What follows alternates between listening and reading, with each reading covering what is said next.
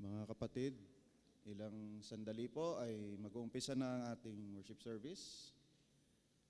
At inaanyaya na po ang bawat isa na mag-settle na po sa kanilang mga upuan.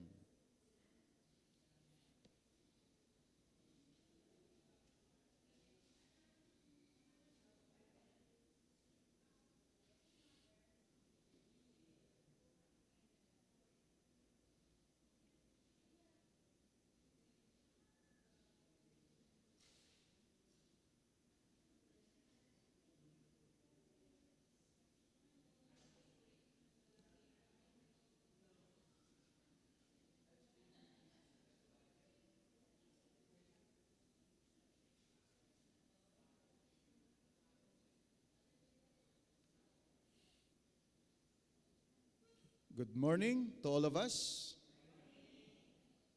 The psalmist declares, "The Lord lives. Blessed be my rock. Let the God of my salvation be exalted." Taken from Psalm 18, verse 46. Praise God that we can exalt and celebrate a living God who is worthy of our worship and our praise. Let us glorify God in our midst by our loudest clap of praise.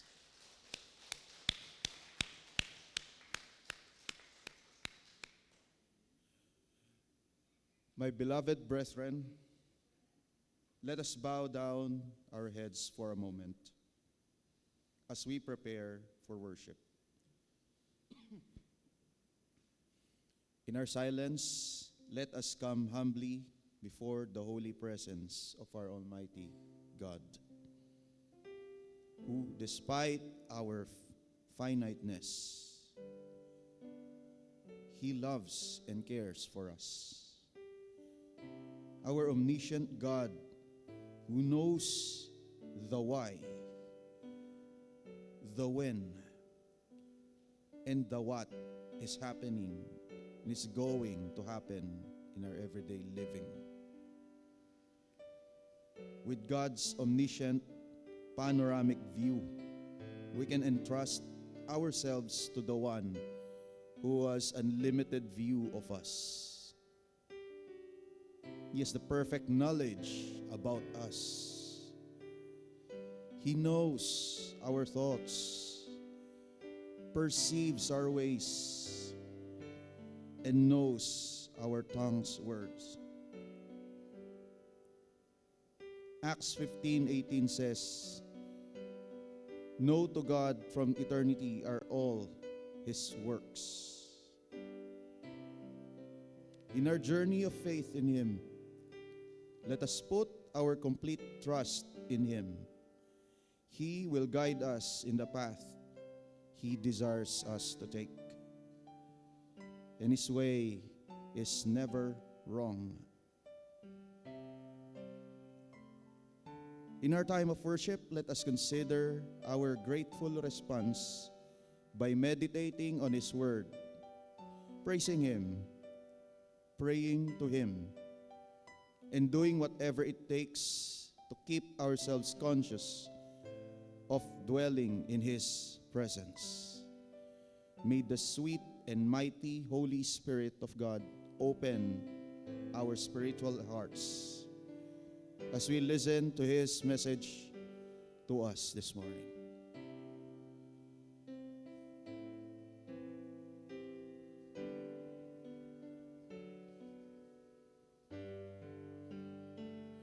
Shall we all rise? Let us sing Immortal, Invisible.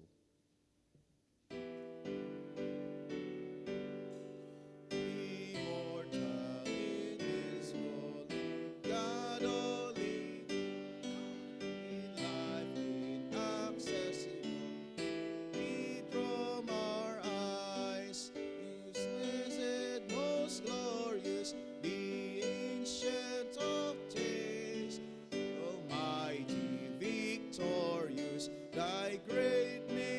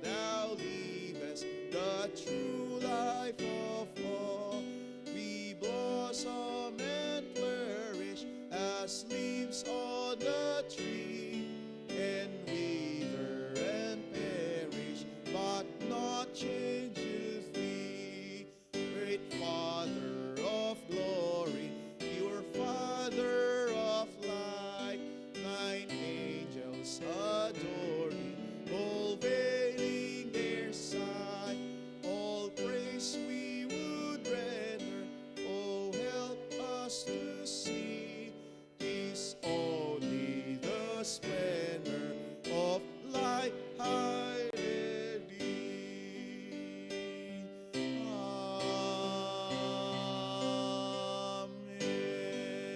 Amen. Let us read in unison the call to praise and worship that is taken from Isaiah 40, verse 29 to 31, and Psalm 145, verse 3. Do you not know? Have you not heard? The Lord is the everlasting God, the creator of the ends of the earth. He will not grow tired and weary, and his understanding no one can fathom. He gives strength to the weary and increases the power of the weak. Even youths grow tired and weary, and young men stumble and fall. But those who hope in the Lord will renew their strength. They will soar on wings like eagles. They will run and not grow weary. They will walk and not faint. Great is the Lord and most worthy of praise. His greatness no one can fathom.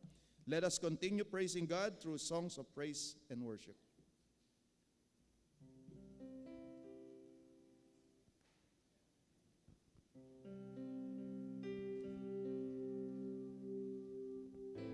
Good morning, church. Ayon po sa awit chapter 98 verse 4, make a joyful noise to the Lord, all the earth break out and rejoice and sing praise. Amen. Lord, thank you. There is none like you. Tunay nga na ikaw ang aming Diyos, Diyos ng aming sandigan, Diyos ng aming kanlungan. Kaya naman Lord, patuloy ka naming papupurian, patuloy ka naming isisigaw ang iyong kabutihan. Mga kapatid, sama-sama nating awitan ng Panginoon. Hallelujah.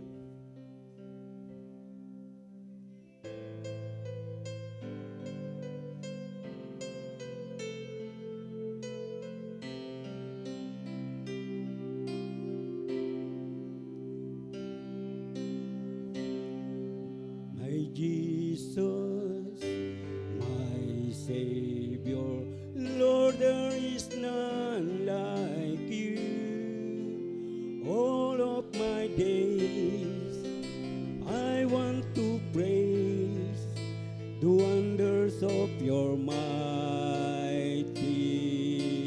love.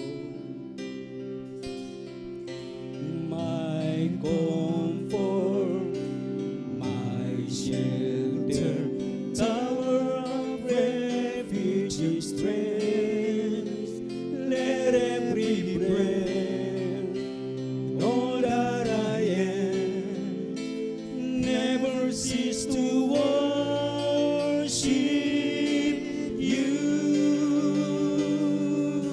Shout to the Lord, all the earth, let us sing. Power and majesty, praise to the King.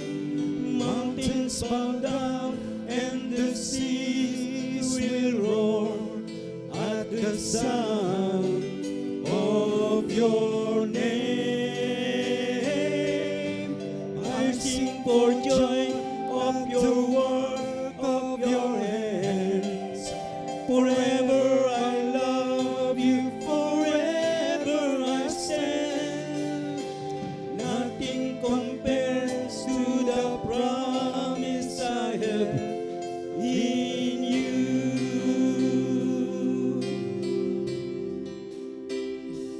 My Jesus, my Savior, Lord, there is none like you.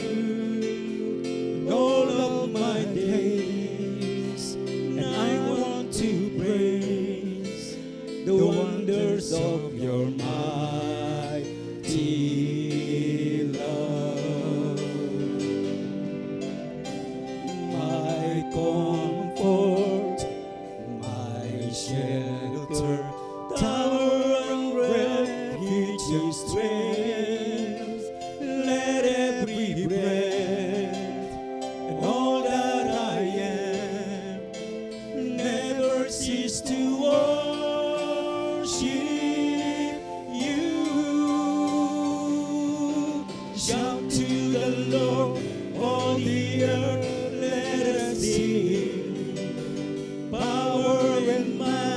majesty, praise to the King. Mountains bow down and the seas will roar at the sound of your name. And I sing for joy at the work of your hands. Forever I love you, forever I stand. Nothing compares to the promise I have. Nothing compares to the promise I have. Nothing compares to the promise I have in you. Hallelujah.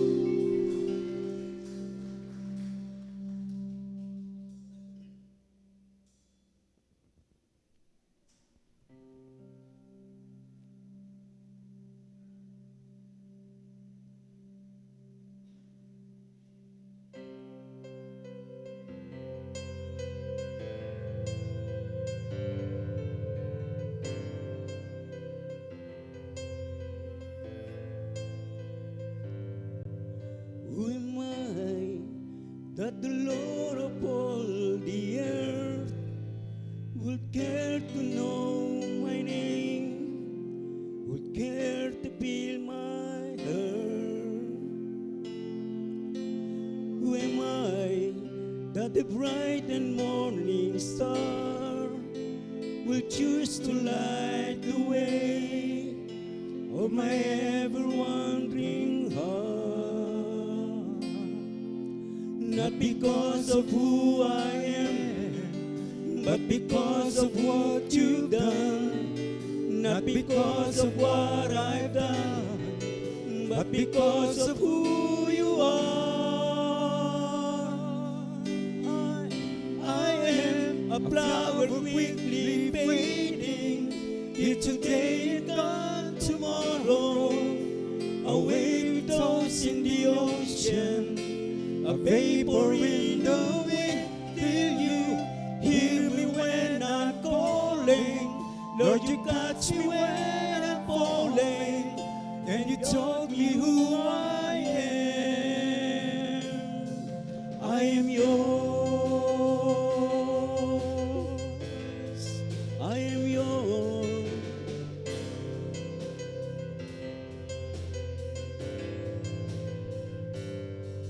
Who am I that the eyes that they might see would look and bright with love and watch me rise again?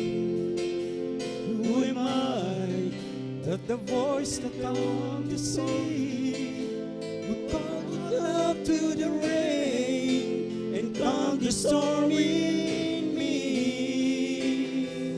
Not because of who I am, but because of what you've done. Not because of what I've done, but because of who you are. And I am a flower quickly fading, here today and gone tomorrow. A wave tossed in the ocean, a vapor in the wind, till you hear me when I'm calling. Lord, you catch me when I'm falling, and you told me who I am. I am yours.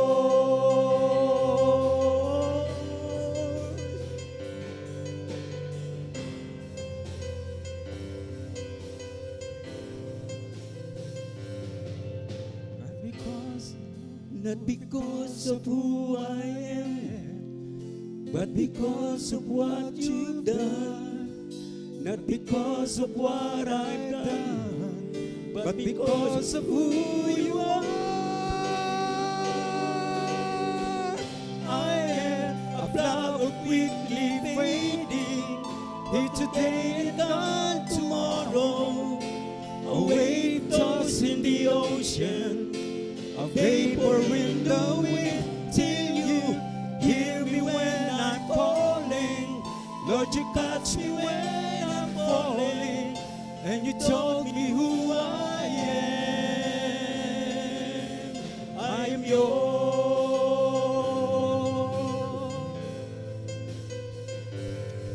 I am yours.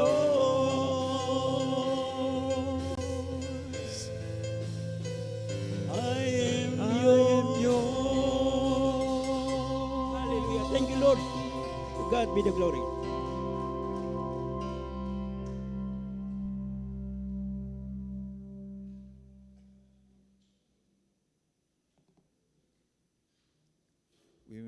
We may now be seated.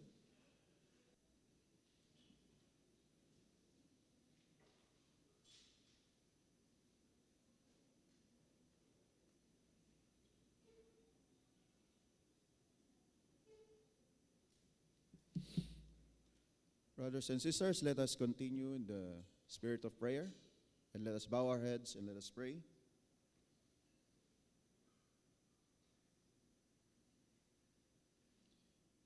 Our great and awesome God,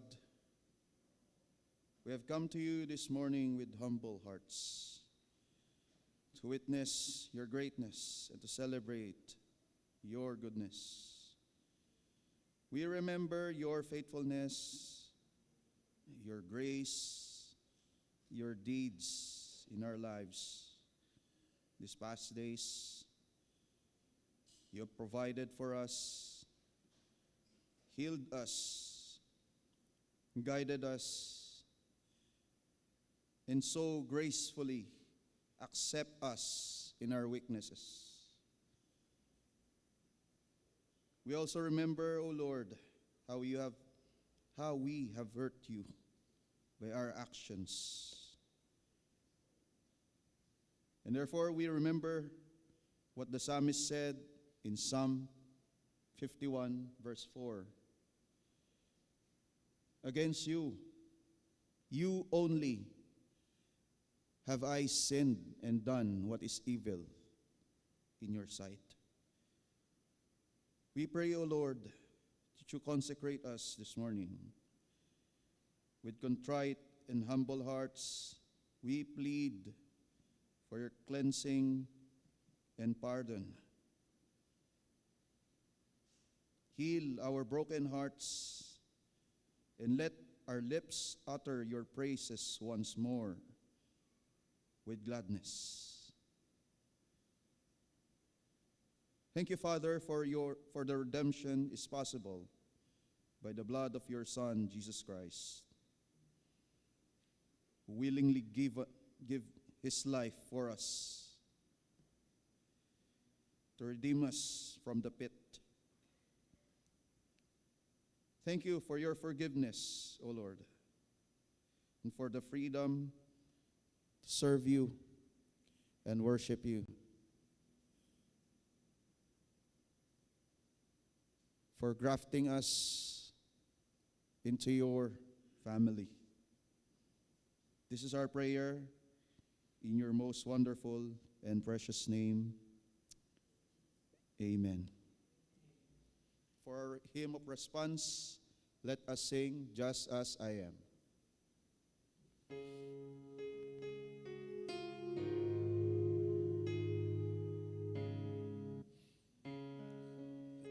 Just as I am without one plea, but that thy blood was shed for me, and that thou bids me come to thee, O Lamb of God.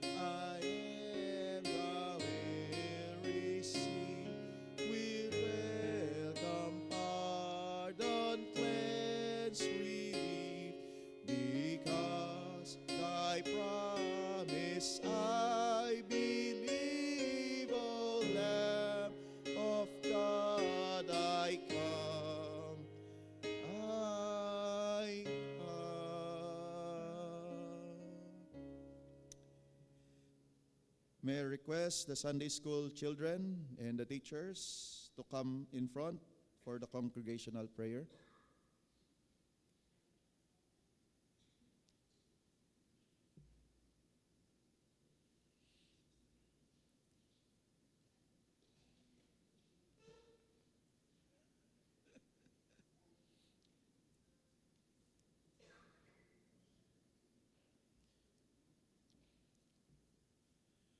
Let us all pray. Father, we thank you for this morning. Thank you, Lord, for this privilege once again to be in your presence, Lord. We pray, Lord, for each of these children that will be brought to the Sunday school, that you teach these children, Lord, about you, O Lord. Enlighten them and also strengthen our teachers who will impart to them your teachings, O Lord. We also pray, Lord, for each and every one of us, that as we hear your word this morning, Lord, may you illumine our minds and our hearts, O Lord. Give us a good soil for your seed that comes from your word.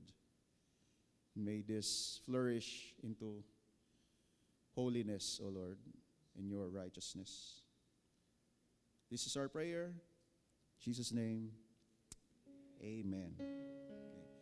For our hymn of response, let us sing, Hear Our Prayer, O Lord.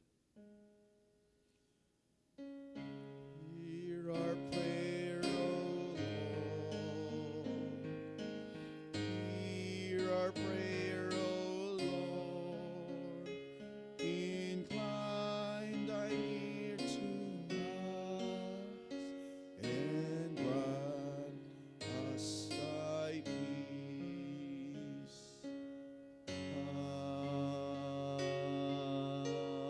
Amen.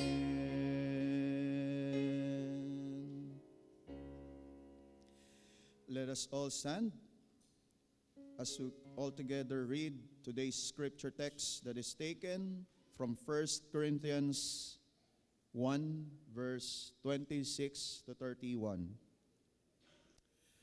Brothers, think of what you were when you were called.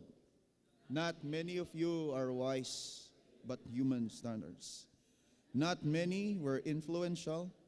Not many were of noble birth. But God chose the foolish things of the world to shame the wise.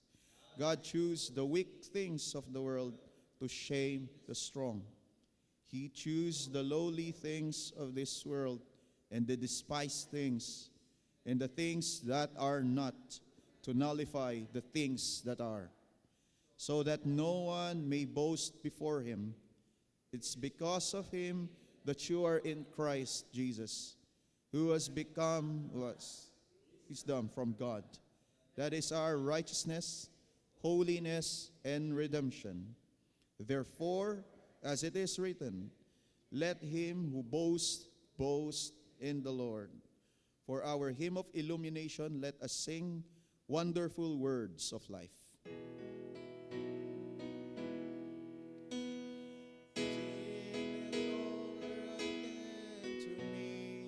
Wonderful words of life, let me more of them hear.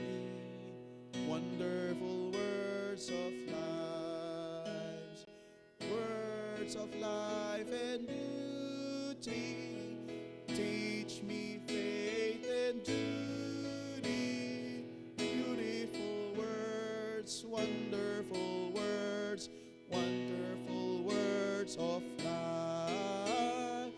Beautiful words, wonderful words, wonderful words of life. Please be seated. Dearly beloved, let us now listen attentively to God's message to us this morning, to be ministered to us by our dear Reverend Pastor Ruhola Tandayo Marabur. We will request him also to officiate the celebration of our Lord's Supper. Happy morning po, Pastor Kokoy.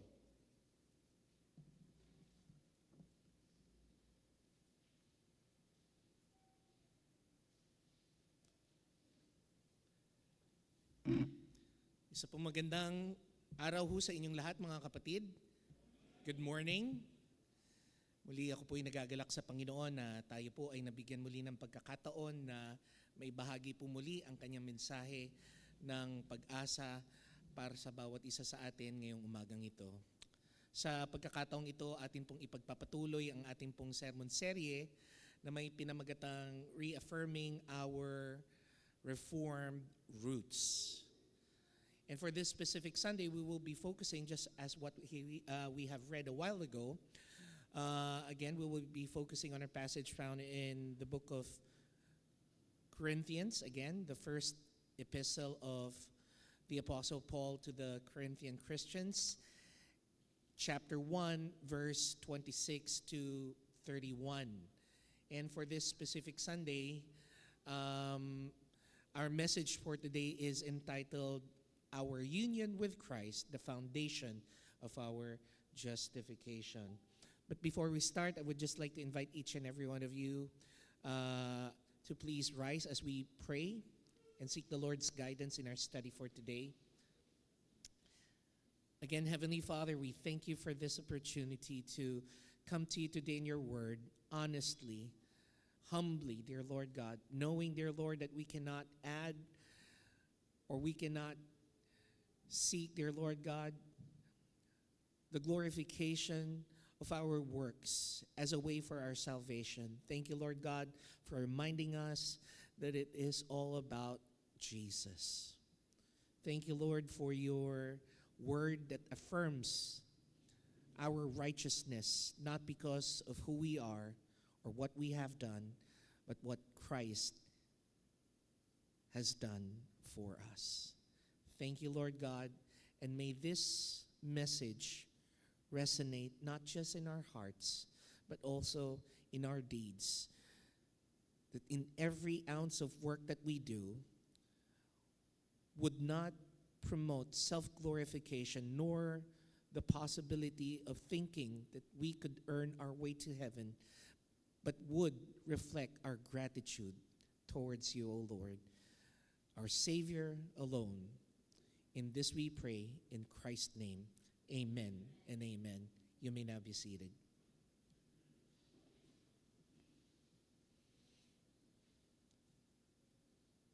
Tila likas na po sa tao ang magkaroon ng pagmamalaki o pagmamahal sa kanyang sarili. Naalala ko po yung isang anecdote na aking pong nabasa patungkol po sa isang caricature na nabasa ng isang author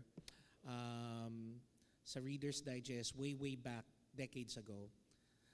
He heard a preacher saying that in heaven, there were a few wise, rich, and powerful men who were falling in line in front of Saint Peter.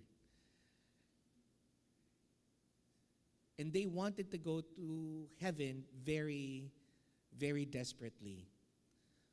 Yung una, nagpakilala kay San Pedro na siya po ay isang ganap na doktor.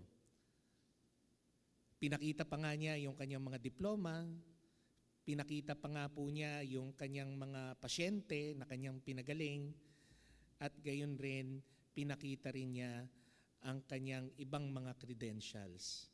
Sinabi niya sa Apostol Pedro na nagbabantay sa tarangkahan ng langit, ito po ang aking mga patunay na ako po'y isang mabuting doktor. Ngunit tinawag siya ni Apostol Pedro hindi sa kanyang titulo kundi sa kanyang pangalan. Sinabi niya, Arnulfo. Kung yan ang pagbabasihan mo ng iyong kaligtasan, sinasabi ko sa iyo, hindi ka makakapasok sa tarangkahang ito. Alam niyo po ang sagot ni Arnulfo, hindi man lang niya ipinagtanggol ang kanyang sarili o dinipensahan ang kanyang kahilingan na siya'y makapasok sa langit. Ang kanyang unang sinabi bilang tugon dun sa sinabi ni Apostol Pedro sa kanya, hindi po lang Arnulfo ang itawag niyo sa akin. Dr. Arnulfo. Bagamat ito po ay isang caricature lamang ng isang sermon na narinig ng isang author nung siya po ay naglahad ng isang anecdote sa Reader's Digest, it reflects much of who we are as people. We're so prideful that sometimes when people see us as simple, we tend to put a facade. We tend to put a wall on them.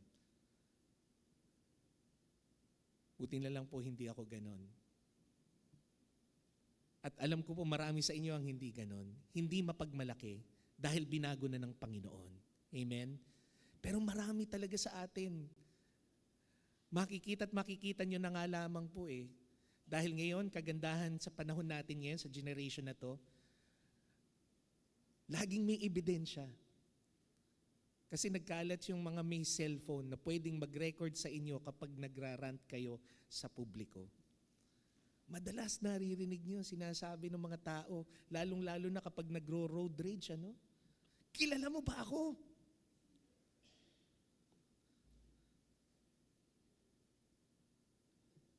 Wala dito yung isang kapatid natin na mason eh. Wala at si Kuya Dan, Ate Angie, ano? Ano yung sanabi nung isa sa mga nakaraan? Mason ako, mason! Nakakalungkot na yung mga mumunting mga bagay na iyon, sapat na po sa atin para maipagmalaki sa lahat. Maari kayong natatawa ngayon sa mga ganong uring mga sitwasyon, pero alam niyo po mga kapatid, hindi rin po nalalayo ang naging problema ng mga sinaunang mananampalataya sa iglesia sa Corinto na pinagsabihan rin ni Apostol Pablo na huwag gawin.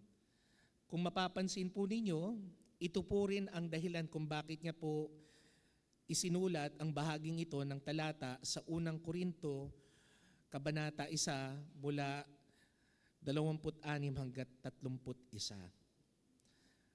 Sapagkat makikita po natin dito, mga kapatid, ang problema ng mga taga-Korinto. Sa kanila po, nakita ang pagkakaroon ng divisiveness out of their pride from themselves.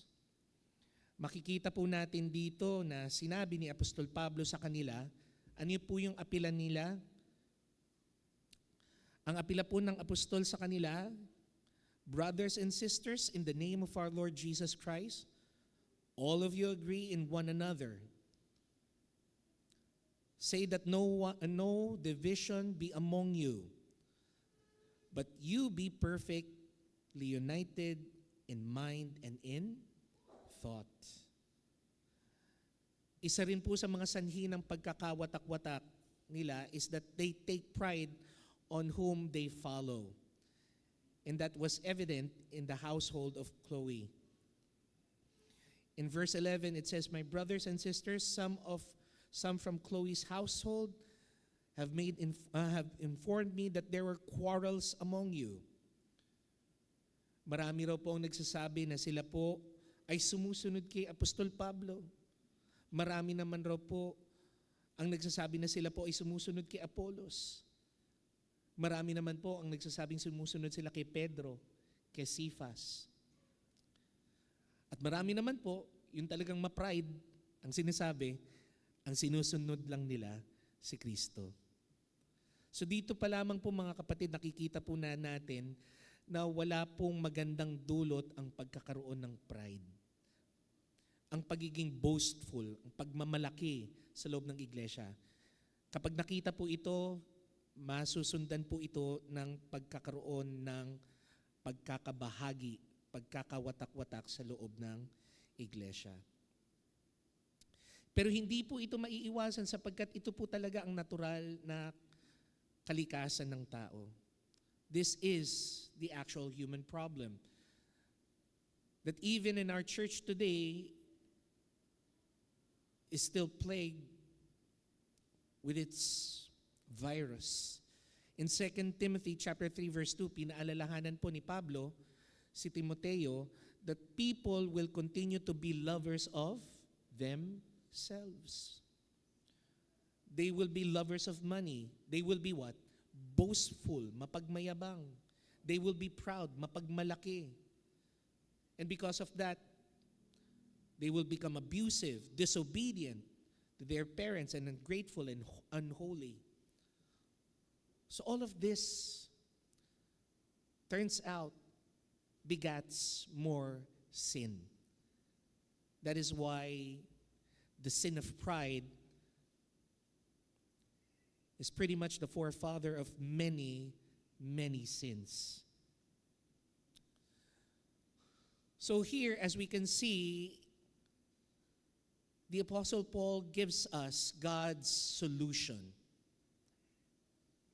in how we would be able to have unity within the church and to understand that nothing comes good by being prideful, by being boastful.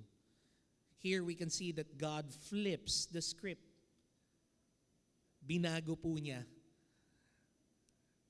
yung mga expectation ng tao sa Kanya.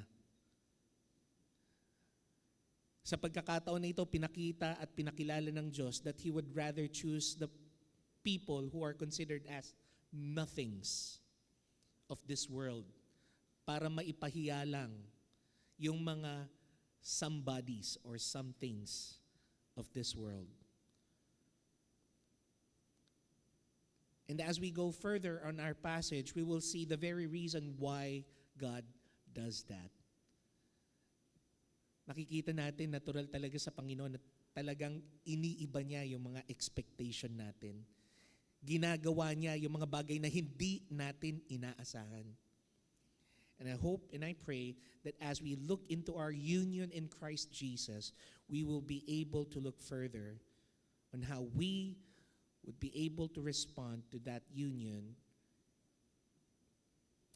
First, as seen in 1 Corinthians chapter 1 verse 26 to 28, we are called by Paul to look back at the subjects of God's calling. And who are these subjects? Sino po yung tinawag ng mga Panginoon dito, ng ating Panginoon dito? Well, as we can see in verse 26, it is really obvious who were called. It is us who are in the faith, who are in Christ. But let me just look, just as what the Apostle Paul is telling us, to look further, to look back when we were called. Ano ba yung naging sitwasyon natin bago tayo tinawag ng ating Panginoon? Well, it says there that many of us were what? Many of us are not wise by human standards. Not many of us were influential. And many of us were not of noble birth. Dito makikita natin ang tatlong bagay na pinili ng Panginoon, tayo na mga tinawag niya. Here Paul begins by asking us to perform a very honest assessment. Sinasabi dito ni Apostol Pablo sa atin, manalamin nga tayo, tignan natin kung sino nga ba tayo bago tayo tinawag ng Panginoon.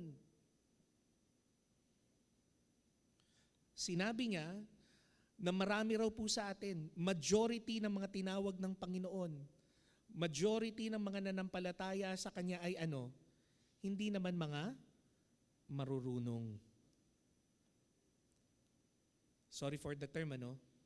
Ang term na ginamit pa nga dito ni Paul, emangmang. Alam niyo ba yung Greek word na ginamit ni Paul? He used the word, malamang siguro marami sa inyo nakakaalam nitong word na to, moron.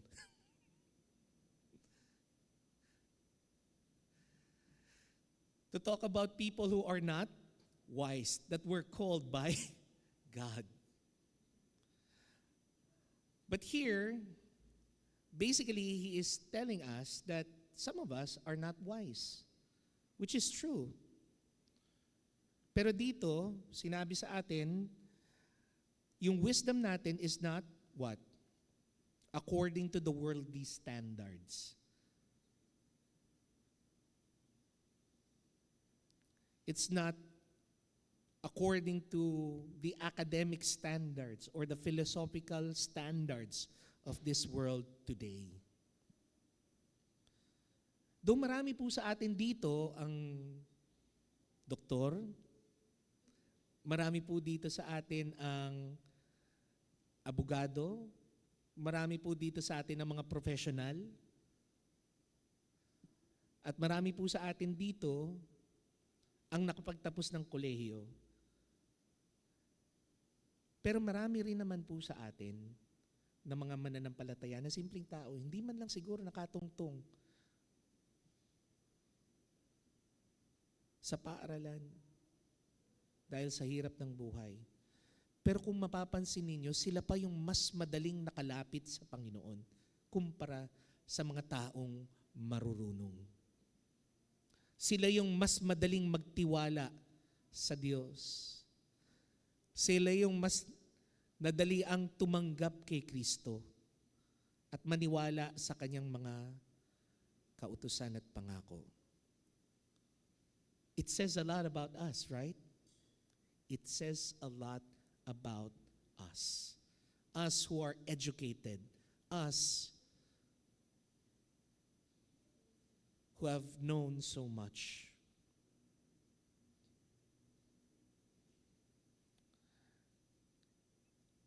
Sinabi rin po ni Apostol Pablo na marami rin raw po sa mga mananampalataya sa iglesia sa Corinto ay walang kapangyarihan. Not many of them holds any political influence or military might. Ibig sabihin, madalas mga ordinaryong tao lamang. Though pumunta kayo sa ibang mga mega churches ngayon, makikita natin, marami doon. Nag-church sa kanila, puro mga influential people. Marami sa kanila nasa Senado, nasa Kongreso, marami naman sa kanila nasa departamento ng gobyerno. Pero nakakalungkot pong isipin na kahit po sila nabibilang sa isang malaking iglesia, tila ba nadadala pa rin sila ng mga iskandalo na hatid ng kanilang posisyon.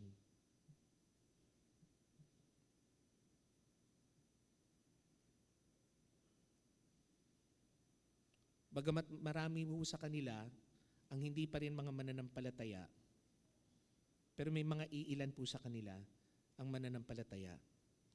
Tila ba kasi mas madali para sa isang ordinaryong tao na magtiwala lamang sa Panginoon at umasa sa Kanya kaysa sa mga maimpluwensyang tao na madalas umaasa sa kanilang posisyon, kumakapit sa kanilang kapangyarihan.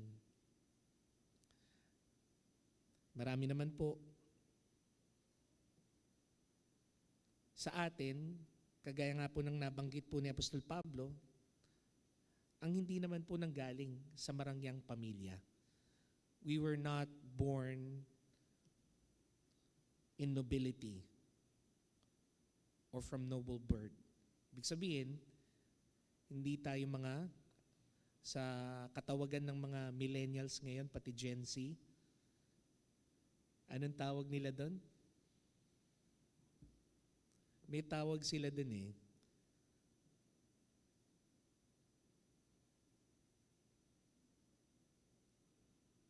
Naalala nyo ba? yung katawagan ng mga influencers na usually nanggaling sa mga pamilyang mayayaman. Anong tawag doon? Nepo babies. Marami sa atin hindi nepo baby. Anak lang tayo ng, marami sa atin naging anak lang ng construction worker. Pero yung iba, kagaya nga ng mga nepo babies, anak ng mga contractors.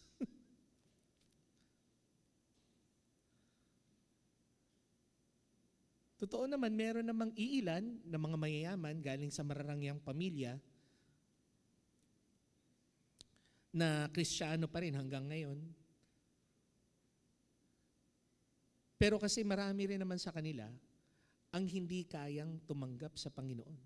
Kasi mas pinagkakatiwalaan nila ang kanilang kayamanan. Mas pinagkakatiwalaan nila ang kanilang pamilya kaysa sa kapatiran. At ito po yung sad reality na atin pong nakikita. Marami po sa atin dito sa loob ng iglesia hindi kagaya nila. Not many of us are wise according to the worldly standards. Not many of us are powerful. Hindi tayo maimpluwensyang mga tao. And not many of us came from nobility, noble birth. Hindi tayo mga pinanganak na mayaman. Pero dahil rin doon, isa sa ating bentahe yung mga bagay na sinabi ni Apostol Pablo, sapagkat mas madali para sa atin ang makilala ang Panginoon sa mga kondisyon na ganon. Kung maalala nyo nga po, sa isang pagkakataon, nilapitan ng ating Panginoon ng isang mayaman na batang pinuno at tinanong sa kanya kung ano ang kanyang pwedeng gawin para siya ay maligtas. Sagot ng Panginoon sa kanya, nung nabanggit nung binata na lahat ng kautusan ng Panginoon ay kanyang ginawa, sinabi ng Panginoon, ibenta mo lahat ang iyong mga kayamanan. Pamigay sa mga mahihirap, sumama ka sa akin. Doon lamang siya napag-isip. Tumalikod at nilayuan ng Panginoon sapagkat napakarami niyang kayamanan. Kaya higit pong pinagpala tayong mga ordinaryong tao na sa tingin ng mundong ito ay mangmang, walang kapangyarihan at walang kayamanang may pagmamalaki sapagkat tayo po ang unang mga taong pinili ng Panginoon. Hinirang niya para tayo ay maging Kanya. Pangalawa, pansinin rin po natin yung pamamaraan na ginawa ng Panginoon para maipakita ang Kanyang pagpapala. Let's look at the method of grace that the Lord has portrayed as seen in 1 Corinthians chapter 1 verse 27 up until verse 28. When it says there, God chose the foolish things of the world. God chose the weak things of the world. And God chose the lowly things of the world. So instead of choosing those who are wise, those who are powerful, those who are noble, He chose the opposite. He chose the foolish, us, the morons. He chose the weak, us, who have no power. He chose the lowly, us, who have no riches in this world. Because in His grace, He has a reason to show the world. And what is that reason? Ninais kasi ng Panginoon na mas maipakita sa kanyang pagpili kung sino nga ba siya talaga. Sa pagpili po niya ng mga taong mangmang, kagaya natin,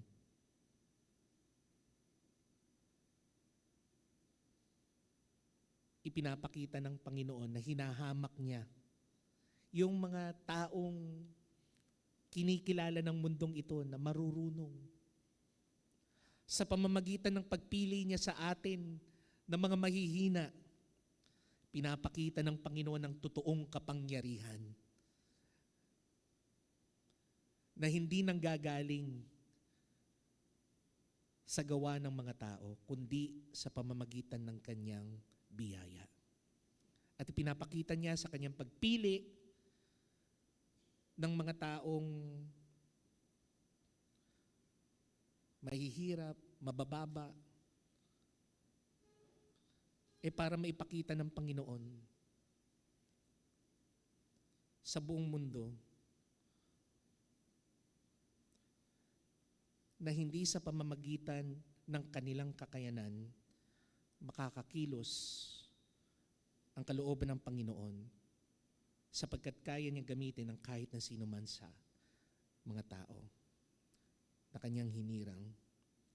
Hindi dahil sa kanilang kakayanan, kundi sa kakayanan ng ating Panginoon.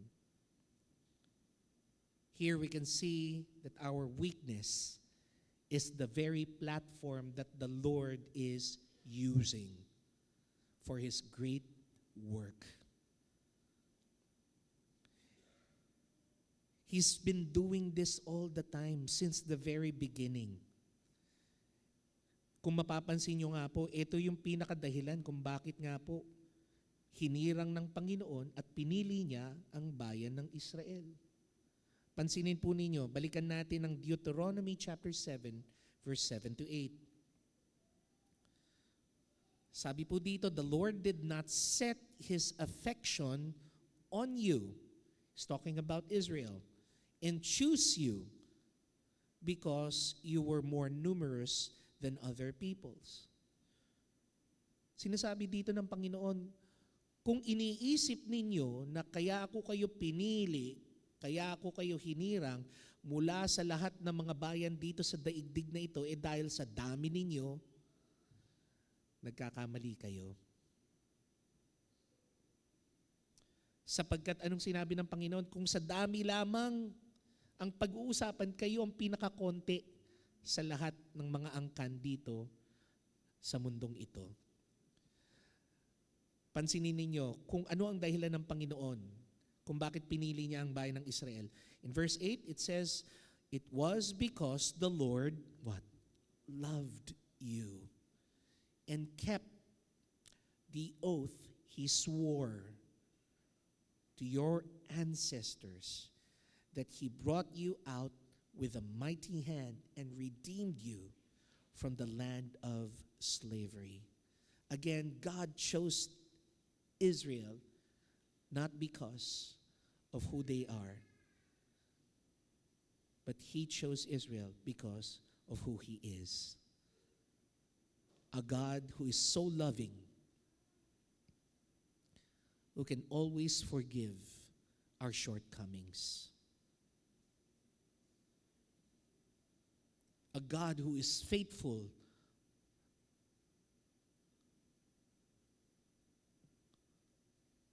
not just to desire the praise of His people. He is faithful because of His character, of who He really is. Sapagkat pinangako ito ng Panginoon. Unang-una pa lang, mula kina Abraham, Isaac at Jacob. At dahil tapat ang Diyos sa kanyang salita, nanatili ang kanyang pangako, ang kanyang tipan, hanggang sa buong bayan ng Israel.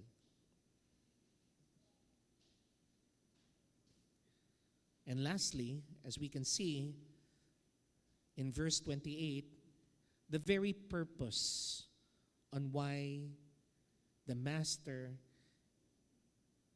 has fulfilled this type of choice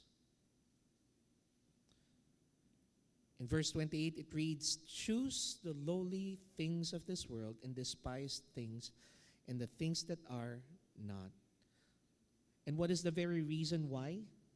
The very reason is for us to see that God nullifies all these things. Ang pinakadahilan ng Panginoon kung bakit po niya hinayaan na piliin yung mga mas mahina,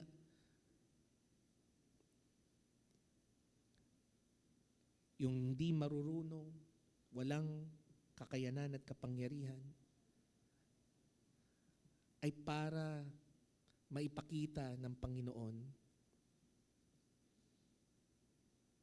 na siya lang ang dapat na may dakila sa lahat. The very reason why is so that the very standards of this world will be nullified. Biruin nyo, no? In this case,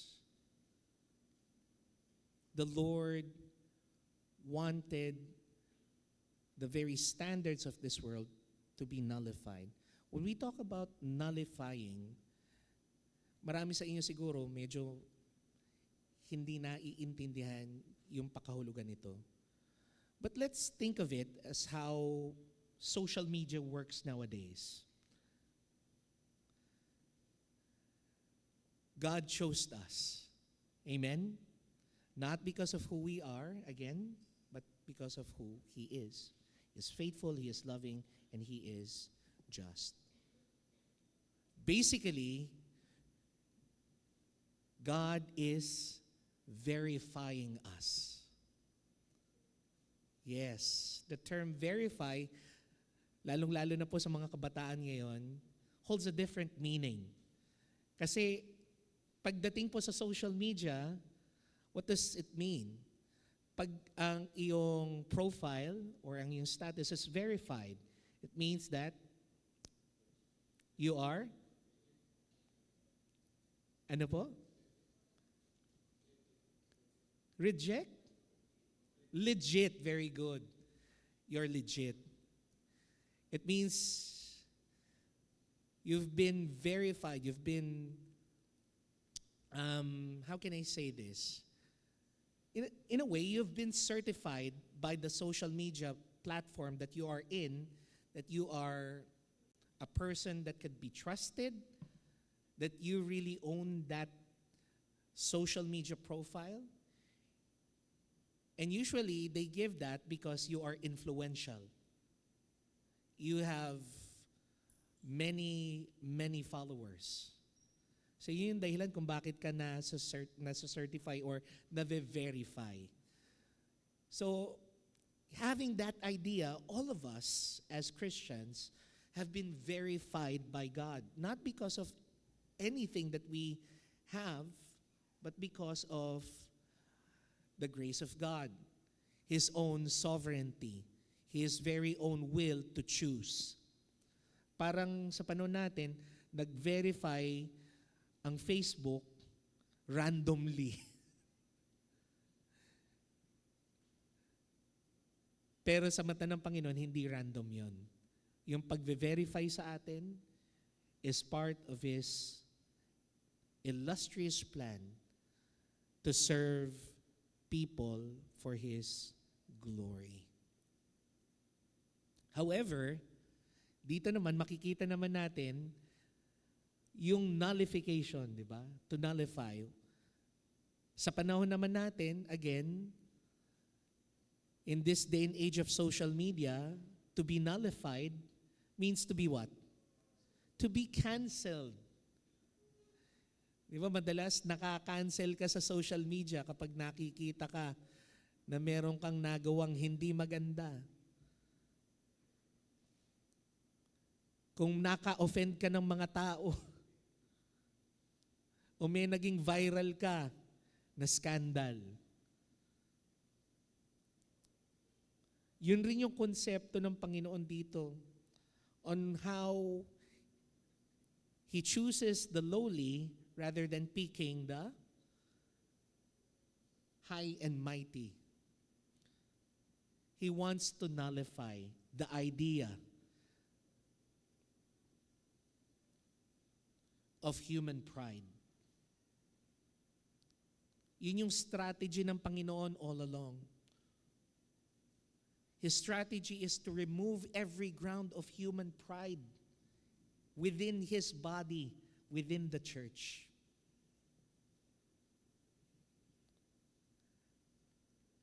And when He removes something, He builds something up. Amen? Pag may tinanggal ang Panginoon, meron siya kasing gustong itayo. Kung gusto niyang tanggalin sa atin yung pride, if He wants to cancel pride, pun intended. If He wants to cancel pride within the church, it means He wants to put up, establish dependence on Him. Amen? It means that He doesn't want to see within His church, in His body, people who are self-reliant, who can boast and say, all of this I have done on my own. But rather, He wants to see within His body, within His church, people who will always acknowledge that they are dependent on God, that everything that they have done is by the grace of God. So again, to nullify these things, as Paul reminded us, means God wants to cancel pride. Again, pun intended. Dun sa mga ibang naiintindihan ng aking sinasabi, alam niyo na yun. Okay? Next. Now, Paul is actually asking us to also look deep.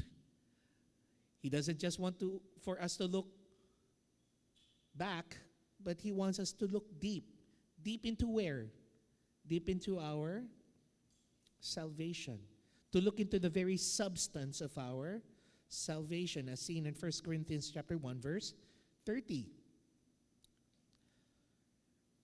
And what does our salvation holds? Well, sure enough, that when we look into our salvation, kapag sisilipin po natin at titignan, susuriin natin mabuti ang ating kaligtasan, three things comes up. Okay? First, we can see the very sovereign work of God, as seen in verse 30 in the first part. When it says, it is because of Him. And who is that Him? It's God. God sent us to Jesus to be united in Him. So God is the one who initiated it. Diyos ang siyang kumilos para tayo ay makapiling ni Jesus. So kung ano yung tinatamasa mong relasyon ngayon sa ating Panginoong Jesus, hindi yan base sa sarili mong kagustuhan, sa iyong sariling pagnanais. Alam ko marami sa inyo nung bago naging born again, kasi marami sa inyo rin naman ang pumasok dito sa church na to na wala namang kapamilya, na mga Kristiyano na, yung iba nung pumasok dito, hindi pa nga nakikilala si Kristo, inimbitahan lang. Marami sa inyo dati nun eh. Mga biruan pa dati nun eh. Kapag magbabasa ng Biblia, ayokong basahin. Nasusunog ako. Di ba? Marami sa inyo magsasabi na, ayokong umattend sa Bible study. Boring.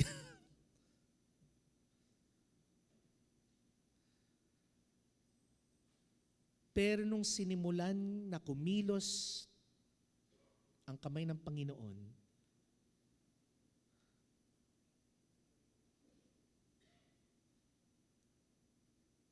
nung nagsimula po na baguhin ng Diyos ang inyong mga puso. Buhayin ang inyong mga patay na espiritu. Doon nyo lamang nasaksihan ang inyong pangangailangan para sa Kanya. Kinailangan ng Diyos ang siyang unang kumilos para sa atin. Kasi walang sino man sa atin ang may kakayanang makalapit sa Kanya sa estado ng ating buhay nung tayo pa ay makasalanan. So our relationship with Jesus is not based of our human effort to know Him. It is not based on our merit to find Him. It is not based on our desire to know Him. It is entirely the work of God.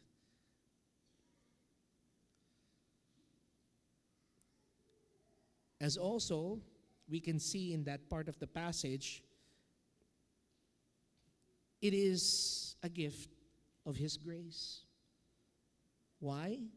Because God is the one who made the first move. He is the cause, and we are just the effect. He chose and placed us in Christ. So again, just like what is said in verse 29, so that no one can boast. So walang makakapagsabi na, wow,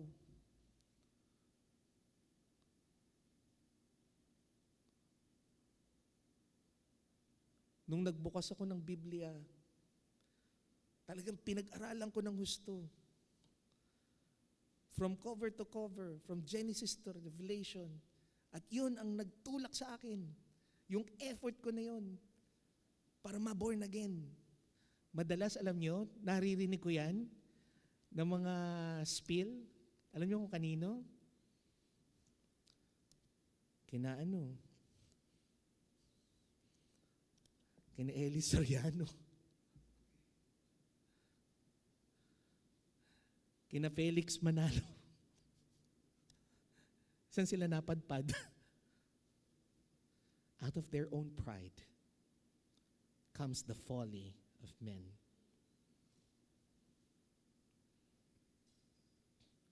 So again, just a reminder for us Christians, just because we are saved by grace,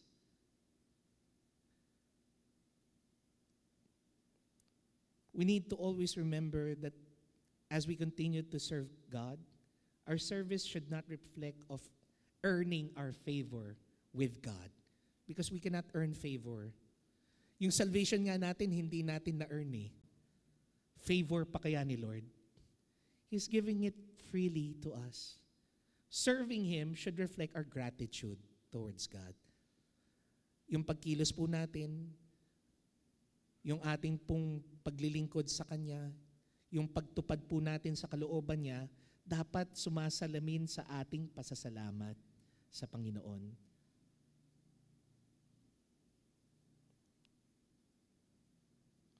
Pangalawa, pansinin rin po ninyo, dito rin ipinapakita ang perpektong gawa ng ating Panginoong Hesukristo as seen in the second part of 1 Corinthians chapter 1 verse 30. Ano sinabi po doon? Who has become for us wisdom of God. And who is that wisdom? It is Christ Jesus. So nangangahulugan po mga kapatid,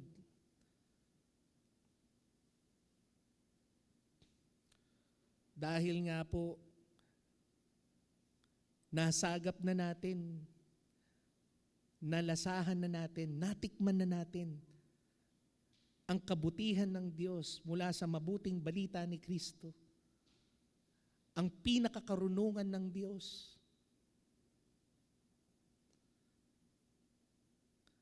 Sa simula't simula pa lang po, malalaman nyo na hindi nyo pwedeng talikuran kapag naranasan nyo na ang kabutihan ng Diyos mula sa kanyang ebanghelyo. Lalapit at lalapit ka.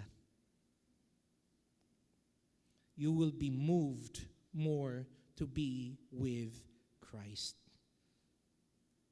Just like again, because the wisdom of God is different according to the wisdom of the world. Kasi kung tutustusin nga po, di ba?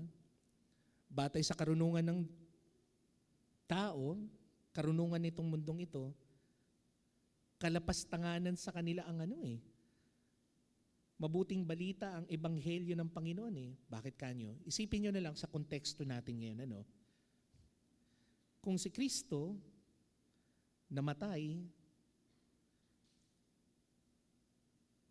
using death penalty, siguro ng panahon siguro ng 1990s and 1980s, ano yung mode of death penalty nung araw? Si Kuya Ed, alam ata yan Ano ang pamamaraan ng capital punishment noon dati, Kuya Ed? Ha? Electric chair. So kung halimbawa, bigyan lang natin ng kaunting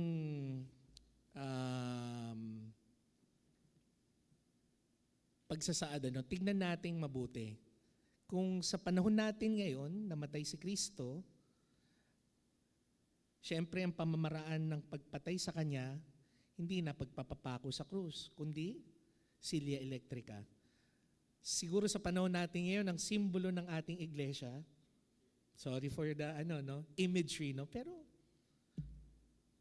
ganong kaskandalous nung araw ang konsepto ng ebanghelyo sa panahon ng mga disipulo. Isipin nyo na lang, pinangangaral nila ang ebanghelyo ni Kristo na ikinatitisod ng mga Hudyo. Kasi biruin nyo, ilang henerasyon na inaasahan ng bayan ng Israel ang isang makapangyarihang Mesaya na makakapagpalaya sa kanila mula sa mga mang-aaping imperyo ng Roma. Na patuloy na inaapi sila. Isipin nyo yun, Tapos, sasabihin nyo na ito pala ang inaasahan namin, inaantay namin, ang isang tagapagligtas na hindi nailigtas ang kanyang sarili sa krus. It was a stumbling block for the Jews.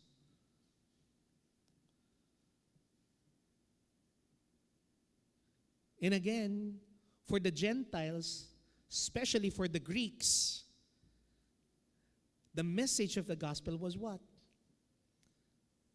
Foolishness to them. Bakit?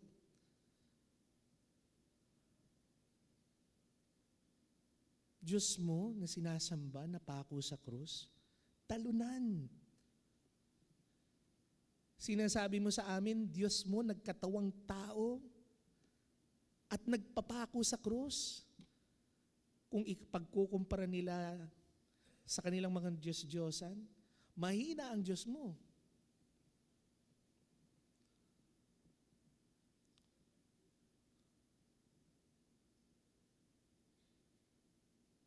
But here we can see that Jesus is considered to be what?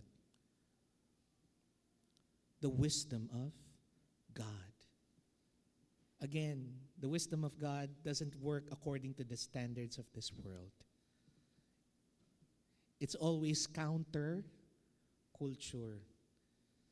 Kaya nga dapat ang mga Kristiyano, we always should go against the flow. Hindi lahat ng mga bagay na dinidikta ng panahon na ito na tama, tama. Bagkus tinatawag tayo ng Panginoon na manindigan at hindi sumabay sa agos. At dahil po doon, bagamat marami ang natisod at marami ang tumalikod sa mensahe ng Ebanghelyo at hindi tinanggap si Kristo, tayo na pinili, hinirang ng Diyos, hindi dahil sa ating mga katangian, kundi dahil sa kanyang kabutihan, ay patuloy pa ring nagtitiwala sa Kanya. The wisdom of God in Christ Jesus is that Jesus, in all of His work on the cross, His righteousness here on earth, has been imputed to us. While we are imputing to Christ our sins, the great exchange was made. Jesus, His righteousness given to us, and our sins given to Him. That is why we can see, as a result, the fruitfulness work of the Holy Spirit. And what is that? Because of our response to the gospel, the faith that we have in Christ Jesus, when we responded in wisdom to Him, what happened? The wisdom of God, Jesus Christ, that is our righteousness, holiness, and redemption. Sandali, Pastor, how can this be the work of the Spirit? Did you not forget that the Spirit works as a seal? And when we talk about seal, ibig sabihin nun, patunay. Sabi nga po sa Ephesians chapter 1 verse 13, you also were included in Christ when you heard the message of the truth, the gospel of your salvation. When we accepted the gospel, we accepted Christ. We accepted the wisdom of God. And when you believe, what happened? You were marked in Him with a seal, the promised Holy Spirit. So the Holy Spirit is the one, di ba si Jesus already gave us the justification. It means that we were made righteous by Him. Okay? Naging banal tayo, hindi dahil sa ating mga sarili. Naging banal tayo dahil kay Kristo. Yung kanyang kabanalan ibinigay sa atin, at yung ating mga kasalanan ibinigay natin sa Kanya. That is justification. However, here, righteousness, holiness, is what? The work of the Holy Spirit. Very good. He is the one who sanctifies us. He is the one who leads us to lead a life worthy of Christ. He is the seal of our redemption. Patunay na tayo ay binili. The word redemption that was used here by Paul was a word used during the sale of slaves.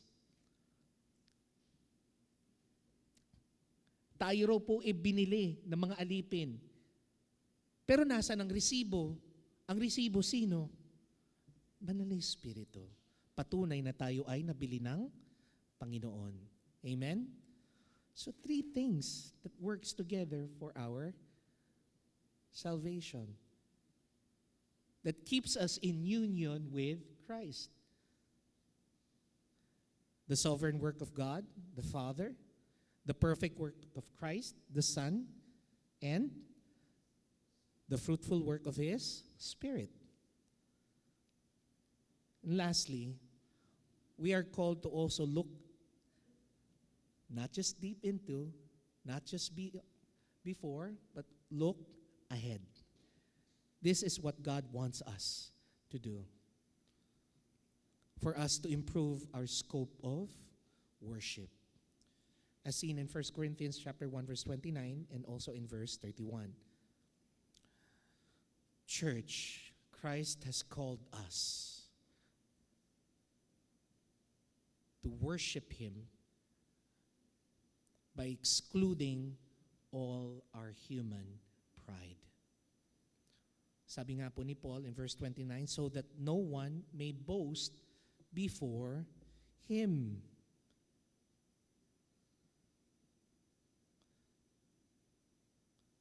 layunin po ng Panginoon na matanggal lahat ng pagmamalaki sa loob ng iglesia. Kaya niya po pinapaalala sa atin na ang pagkabahagi po natin kay Kristo ay wala po sa ating mga ginawa. It is not the things that we have achieved for Christ that we have gained union with Him. It is because of His grace, so that no one may boast before Him. Simply saying, when we worship God, we don't proclaim our deeds. We don't proclaim our efforts. We don't proclaim our works. All of them are trash in the eyes of the Lord. So exclude them in our worship. Okay? But rather, the worship that God wants to see inside this church is a worship that exalts only Him. It says in verse 31, therefore, as it is written, let the one who boasts, boast in the Lord. Kung meron ka lang maipagmamayabang, huwag mong ipagmayabang ang sarili mo, ipagmayabang mo si Kristo. Amen? So what does that mean, my brothers and sisters? Well, if you look at it, mapapansin ninyo that that very quote came from a passage in the Old Testament. Paul was quoting, do you know what passage it is? It's Jeremiah chapter 9, verse 23 to 24. And the whole quote is this. This is what the Lord says. Let not the wise boast of their wisdom, or the strong boast of their strength, or the rich boast of their riches. Nakita nyo? Pretty much the same according to the message that Paul delivered. Kung meron raw kayong may pagmamayabang, huwag niyo ipagmamayabang yung karunungan ninyo, yung kalakasan ninyo, at ang inyong mga kayamanan. Bagkus, but let the one who boasts, kung mayabang kayo, ang ipagmayabang ninyo, huwag sarili ninyo, kundi sino? Ang Panginoon. That they have, ito raw ang dapat natin pagmamayabang, that they have the understanding to know me, that I am the Lord who exercises kindness, justice, and righteousness on earth, for in this I delight. A great reminder for us, especially a lot of churches nowadays, focuses on the me. Naalala ko tuloy yung isang anecdote again that I've read a while ago about a church. Dati nun, may slogan yung church sa harapan ng kanilang facade.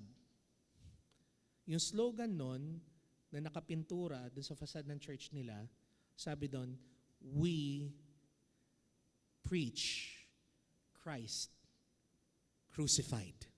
Ganda. Very biblical. Pero kalaunan, napapansin nila as the churchgoers decline, not just in number, but in biblical understanding. Unti-unti ring nabubura yung tagline nila dun sa church. Ang naging tagline na lang nila, parang prophetic no? We preach Christ. Again, ilang taon na naman dumaan, lumipas. Kasi parang nag-reflect yun on how the church was doing spiritually. Kasi yung preaching, hindi na nakafocus na namatay si Kristo para sa kanila. Ang naging focus ng preaching, si Christ as a spiritual teacher. And eventually, parang naging prophetic yung signage. They just preached Christ. And then eventually, as they continue to spiritually decline, Nabawasan na naman ng salita. Sabi doon, we preach. Nawala na yung Christ. Naging parang self-help na lang yung pastor na nagpipreach sa kanila. And eventually, siguro yung medyo may pagka-divine yung yung pintura na ginamit. Nabura na naman. Ang natira, we. Naging parang social club na lang where they gather around. Sana I pray na wag nating kalimutan, mga kapatid, the very message that the world seemed to take as foolishness, what the Jews seemed to be stumbled upon. Let us not forget to preach that Christ is crucified for us. So what should be our response to the justification that we have in Christ? Well, first, again, let me just remind you to stop trying to impress God. Again, if you're trying to rely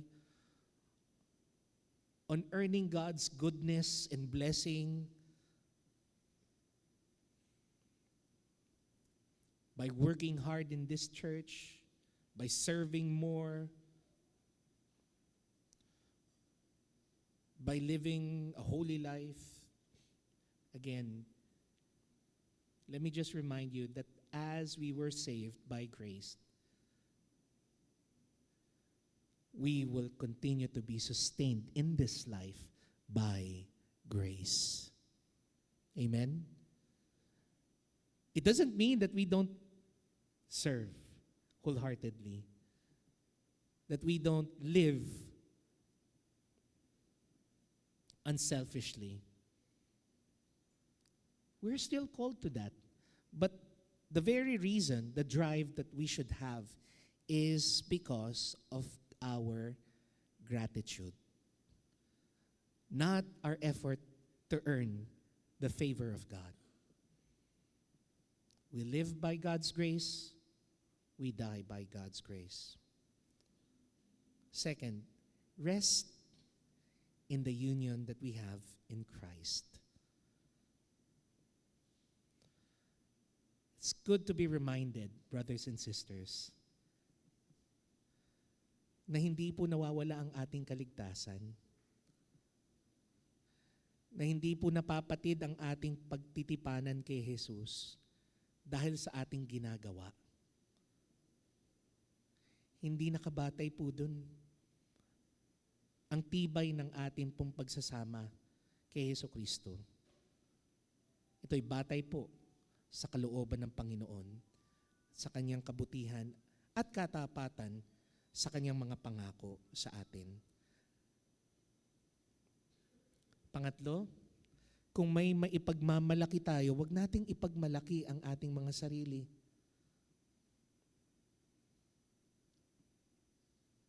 Ang dapat rin nating ipagmalaki, sino? Si Kristo. Shift your focus from what you have done for God to what God has done for you. Let us pray. Lord, Heavenly Father, thank you for your word that affirms us that our union in Christ is the very foundation of our justification. It is not by might nor by power, but by the Spirit of Christ who sustains us, who seals us in this union. Thank you, Lord God, for the assurance that we have that in Christ Jesus, we can rest.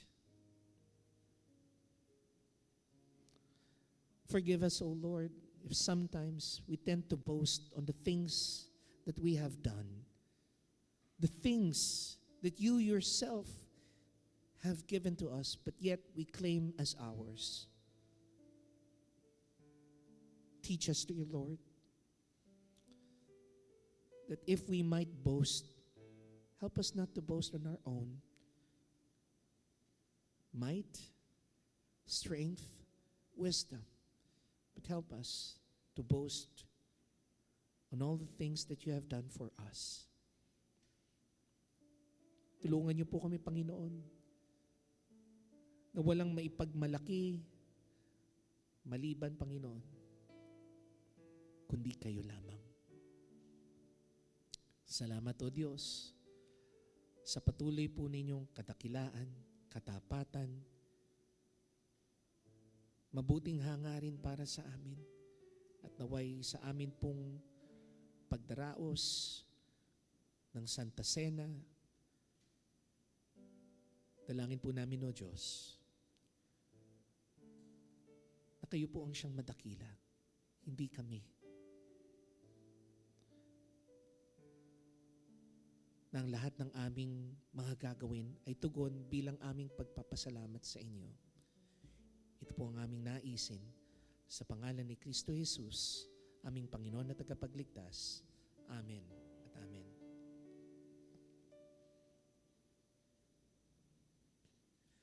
Brothers and sisters in Christ, we give thanks to the Father that our Lord Jesus Christ gave this memorial of his sacrifice until he comes again.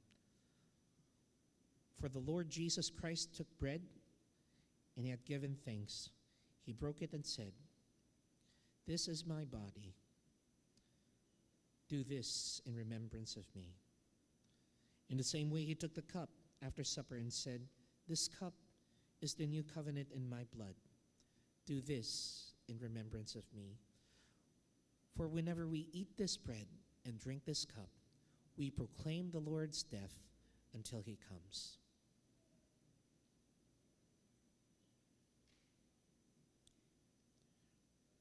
Brothers and sisters,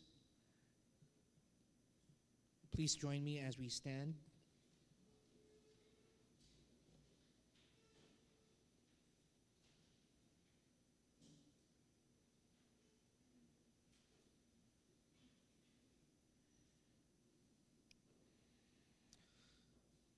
Brothers and sisters in Christ, may we by this Holy Supper also be strengthened in the universal undoubted Christian faith, of which we make profession with heart, mouth, confessing, "I believe in God, the Father Almighty, maker of heaven and earth, and in Jesus Christ, his only begotten Son, our Lord, who was conceived by the Holy Spirit, born of the Virgin Mary, suffered under Pontius Pilate, was crucified, dead, and buried. He descended into hell. The third day he rose again from the dead. He ascended into heaven and sits at the right hand of God, the Father Almighty. From then he shall come to judge the living and the dead. I believe in the Holy Spirit. I believe in the Holy Universal Church, the communion of saints, the forgiveness of sins, the resurrection of the body, and the life everlasting. Amen. Congregation of our Lord Jesus Christ, the Lord has prepared his table for the true believers. If you are repentant of your sins and sincerely follow Jesus Christ as your Savior and Lord, you are now invited to come with gladness to this table of the Lord.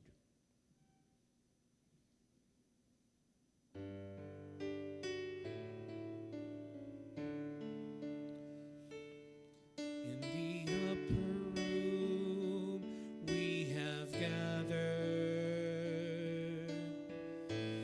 eager for the words he'll say. This will be a tender meeting. Tomorrow is his final day. Jesus shares how he will suffer. The price for sin he is to pay. And as we eat and drink, he tells us, my death remembered in this way.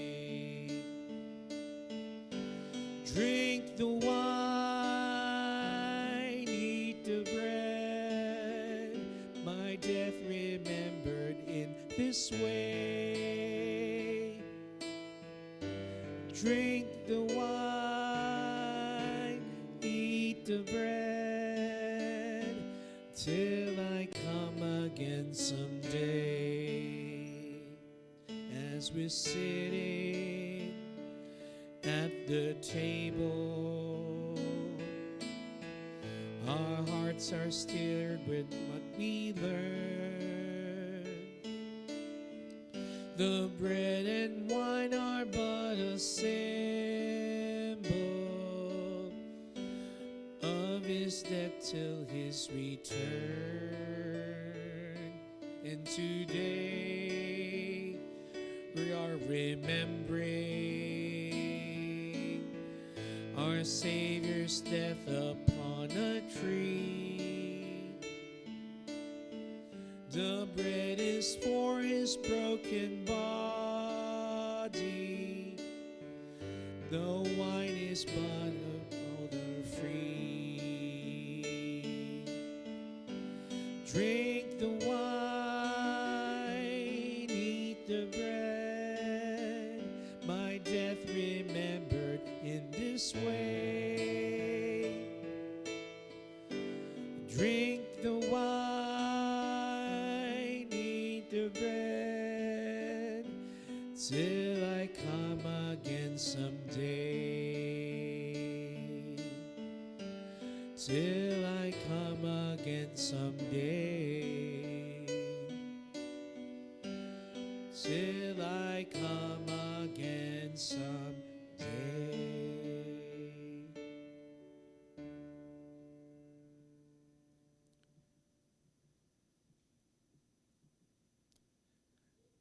Brothers and sisters in Christ, we eat the bread which we break is a communion of the body of Christ.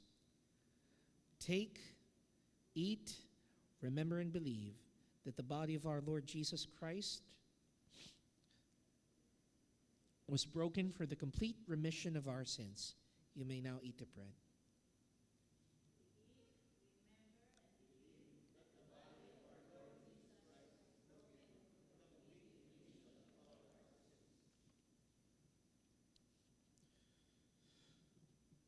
The cup of blessing which we bless is a communion of the blood of Christ.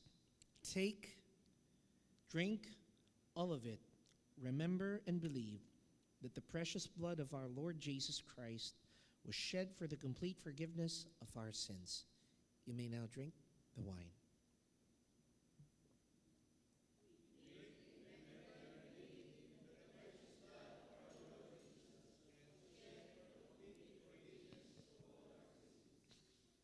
Let us pray. With grateful hearts, we thank you, Father, for making Christ known to us in the breaking of the bread and in the poured out wine.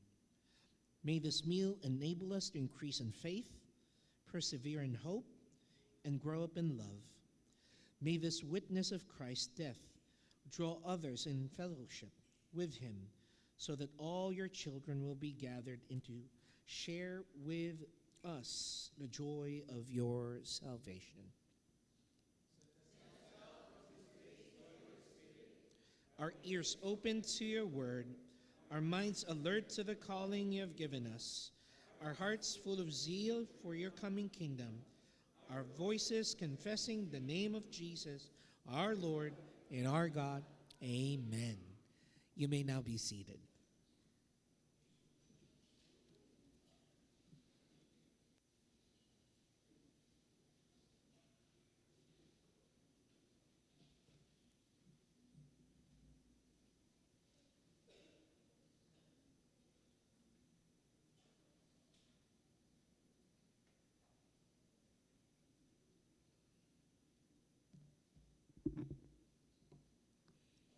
Beloved brethren, as we express our heartfelt gratitude to our omniscient God with his comforting word that nourishes our spirit, let us now bring our tithes and offerings for the enlargement of his kingdom here on earth and for the needs of his temple. We are reminded in Psalm 116, verse 12 to 14, "How can I repay the Lord for his goodness to me? I will lift up the cup of salvation and call on the name of the Lord. I will fulfill my vows to the Lord in the presence of his people. I now call the deacons.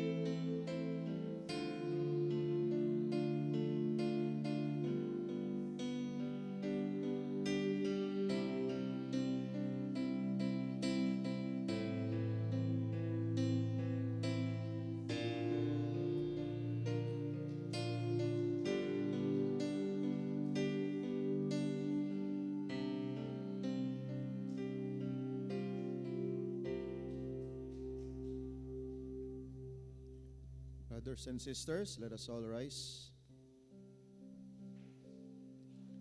Let us pray for this offertory.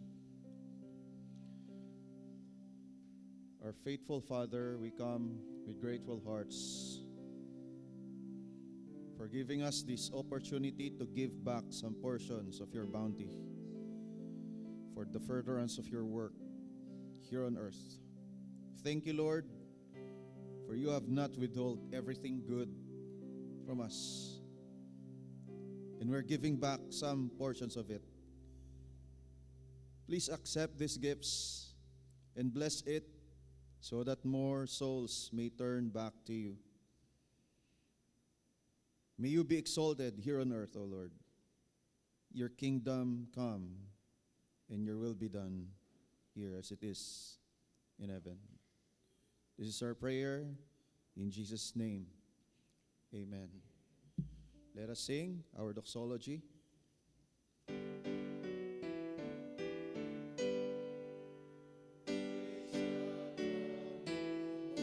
Blessings flow, praise him, all creatures here below. Praise him above, ye heavenly hosts. Praise Father, Son, and Holy Ghost. Amen.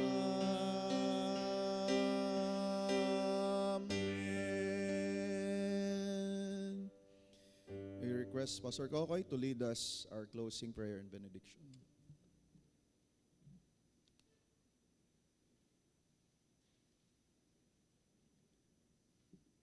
Let us pray. Dear Heavenly Father, again, we thank you for this wonderful time that we have devoted in worship. Thank you for reminding us, dear Lord God, that as we worship you faithfully, help us to not be boastful of ourselves, but be boastful of all the things that you have done for us. Thank you, Lord God, for also reminding us that our justification comes clearly because the wisdom of Christ found in the gospel that we have received by faith entitles us to the righteousness of Christ. That we are made holy because of his good works and not our own. And that through the works of the Holy Spirit, you have given us assurance of the salvation that we have when we first believed. Thank you, Lord, for all your goodness, faithfulness, and mercy upon us all. And thank you, dear Lord God,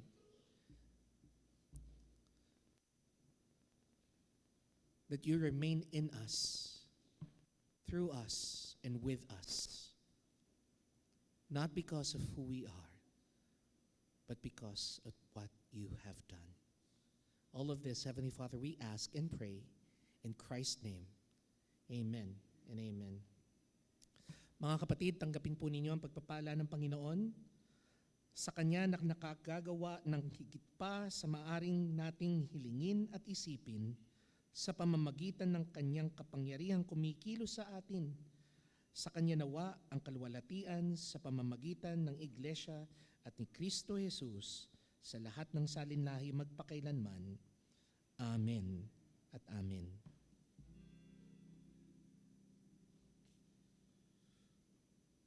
The Lord bless you and keep you.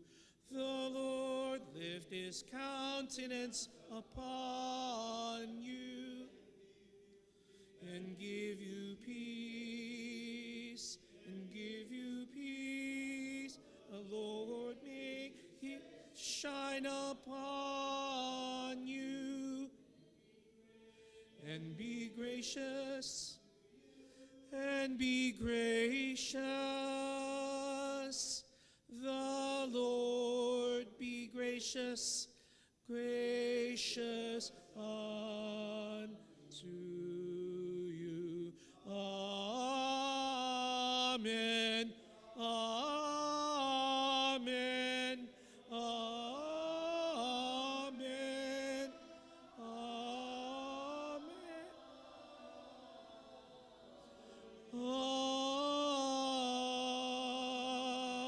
Amen. Amen.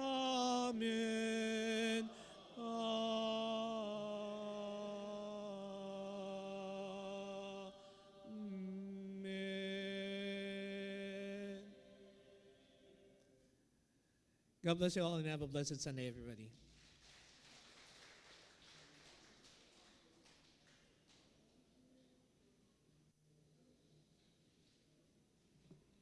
Let's all be seated for our greetings and announcements. Let us welcome our visitors and guests sa atin pong mga online worshipers. Join us again next Sunday and the Sundays thereafter for our worship services. Meron po tayo ngayong isang visitor, no? Si Daryl of Masca. Pwede po ba tayong tumayo para ma-welcome ng ating congregation? Ayan.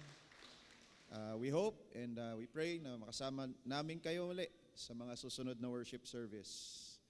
And let us greet our birthday celebrants sa February 4, si Luz Viminda Mirantan. And February 5, kay Jerwin J. Escosio. February 6, kay Althea Cleofas. So wala po tayong celebrators for our weddings, no? May I call now on a pastor to pray for the birthday celebrants?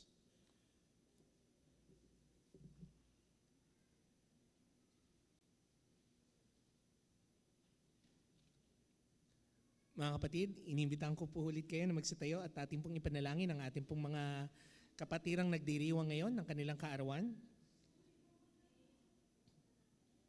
At syempre po, inimbitahan rin po natin ang mga nagagandahan na ating mga at naggagwapuhang mga celebrants sa harap.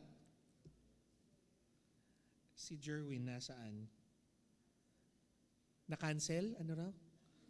Ay, absent. Akala ko kinancel ng church. Sige po. So si Althea lang po nandito. Sige. Tayo po yung manalangin. Ating pong iunat ang ating mga kamay at ating pong ilagak si Althea sa panalangin Banal na Ama, marami pong salamat sa buhay ng aming kapatid na naririto ngayon na si kapatid na Althea.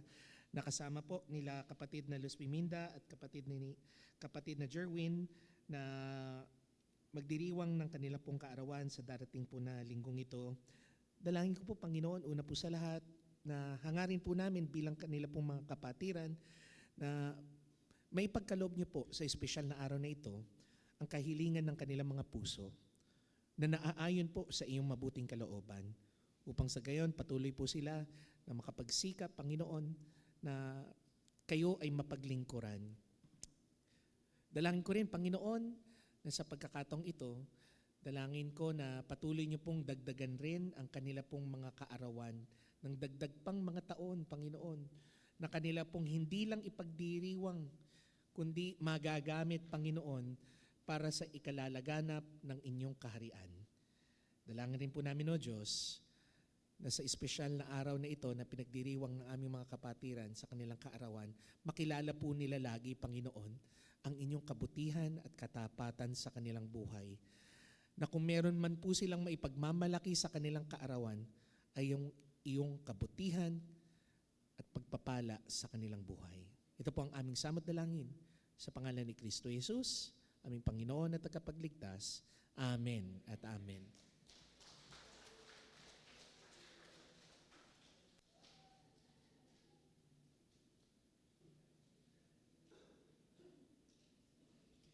So for our church announcements,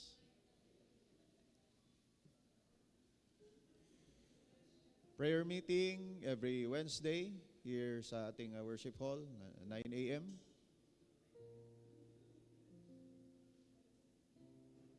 Yun lang po. Ayan. So for KR Nova, meron po tayong announcement. Discipleship Sunday po. So 1 p.m. po dito sa ating worship hall. So panawagan po sa ating youth ministry. Meron po tayong discipleship. Mamaya. And ito po, elders and church discipline. Ito ay the elders' role in discipline and restoration. Ayan, parang mamamalo ng sintron. Ito po ay sa February 7. Sa Saturday na po yan. No? Panawagan po sa mga elders. Meron po tayong dito po sa ating worship hall. And for our KR merch, ay natawagan po si Kathleen. Hello po, good morning po. So ayan po, ito po yung official ng KR merch po ng Classes po, Classes Metro Manila North po.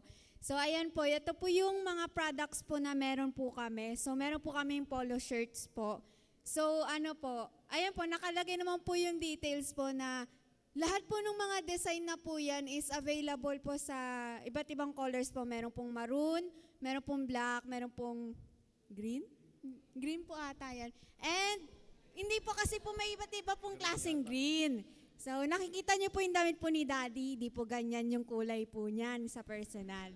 Tapos yung black po. Tapos ayun po, yung extra small to extra large po natin, 2,919, wait lang. 2XL and up po, 319. Tapos yung pangalawang merch naman po ay tote bag po. Yan po. Ang mga nag-design po niyan ay wala niya sino po. Secret po. So, joke lang po. Pero si CCN din po ang nakagawa din po niyan and yun po. Titignan po namin kung mabibigyan po din po namin sila ng libre po. Pero yun po, ito po yung price po niya, 250 po. Tapos yung design lang po niya is Rich, Renew, Rejoice, and yung Fruit of the Spirit po. Tapos yung lastly po na merch po ay bag tags. So ayan po, may promo po ang KR po na kapag 3 po yung binili nyo po is 150 na lang po. Kapag 55 po kasi isang piraso lang po. Ayan po, kung gusto nyo po makita yung yung design po, dala ko po siya ngayon po. Pero after na lang po, puntahan nyo lang po kami. And kapag o-order na po kayo or mag-order nga po is pwede nyo po kami puntahan punitin po para po makasabi po kayo sa amin. Yun lang po. Thank you po. God bless. Thank you, Kathleen. Ay, Yung purpose po pala nung fundraising po is for future activities po ni KR classes po, like po yung mga camps po and other activities pa po. Yun po. Thank you po. Thank you, Kathleen. Ayan, so mga kapatid, tayo po ay tumayo. And sa panghuling pagkakataon, tayo po ay umawit.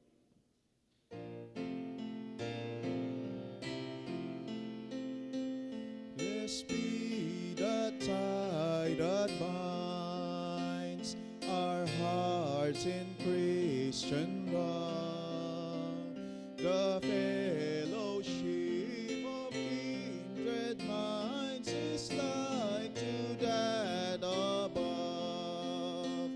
Before our Father's throne, we pour our heartfelt prayers, our fears, our hopes, our aim, our want, our comforts, and our cares.